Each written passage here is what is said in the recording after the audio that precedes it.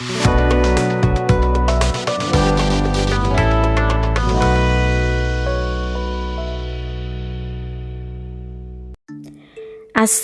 আলাইকুম everyone, welcome back to my channel recipes by Filza's মম।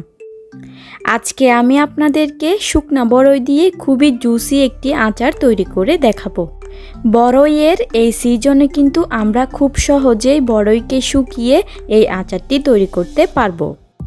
মাত্র 3টি উপকরণ দিয়ে তৈরি করা বড়ইয়ের এই আচারটি কিন্তু একবার বানিয়ে আপনারা প্রায় 1 বছর পর্যন্ত সংরক্ষণ করে খেতে পারবেন। আমি কিভাবে এত কম উপকরণ আর এত সহজভাবে এই বড়ইয়ের আচারটি তৈরি করেছি তা আপনারা দেখতে চাইলে ভিডিওটি শেষ পর্যন্ত দেখতে থাকুন।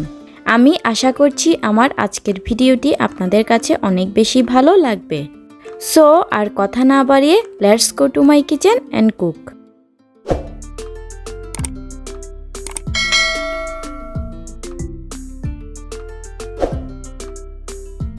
শুকনা বড়ইয়ের আচার তৈরি করার জন্য আমি এখানে প্রায় 300 গ্রামের মতো শুকনা বড়ইকে প্রায় 4 ঘন্টার মতো পানিতে ভিজিয়ে রেখেছিলাম।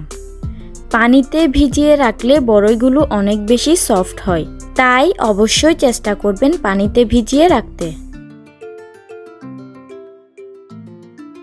এখানে আমি চুলায় একটা প্যান মিডিয়াম হিটে বসিয়ে দিয়ে এরপর সবগুলো বড়ই এই প্যানের মধ্যে দিয়ে দিচ্ছি।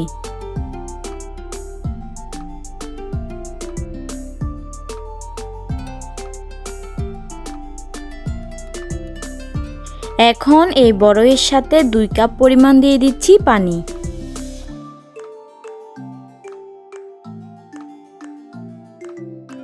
এরপর খেজুরের গুড় দিয়ে দিচ্ছি 1 কাপ, তবে আপনারা চাইলে এই পর্যায়ে আখের গুঁড়ো ব্যবহার করতে পারবেন।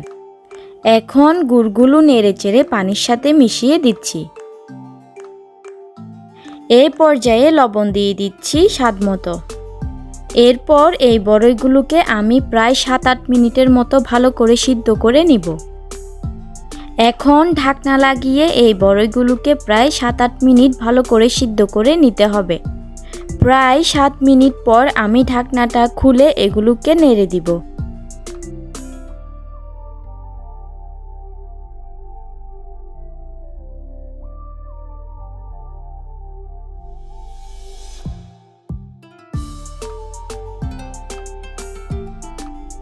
এখন আবারও ঢাকনা লাগিয়ে এগুলোকে আরও প্রায় 3-4 মিনিট সিদ্ধ করে নিব।